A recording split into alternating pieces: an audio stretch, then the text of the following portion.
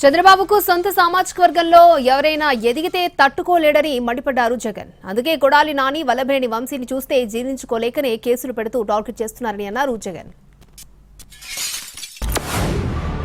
వంశీని ఎందుకు టార్గెట్ చేస్తా ఉన్నారు అనేది చంద్రబాబు నాయుడు గారికి వంశీని చూస్తే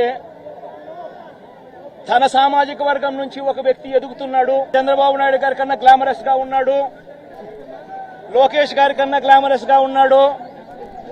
ఒక మనిషి ఎదుగుతున్నాడు అని అంటే తట్టుకోలేడు తన సామాజిక వర్గంలోనే. అందుకనే కొడాలి నాని చూస్తే ఆ మనిషికి జీర్ణించుకోలేని ఆక్రోశము, వంశీని చూసినా కూడా జీర్ణించుకోలేని ఆక్రోశము. ఎందుకంటే చంద్రబాబు నాయుడు గారి కన్నా చక్కగా ఉంటారు కాబట్టి వీళ్ళిద్దరు.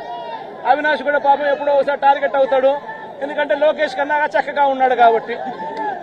ఇది చంద్రబాబు నాయుడు గారి మనస్తత్వం. ఆయన కొడుకు ఆ సామాజిక వర్గంలో వాళ్ళు మాత్రమే లీడర్లు.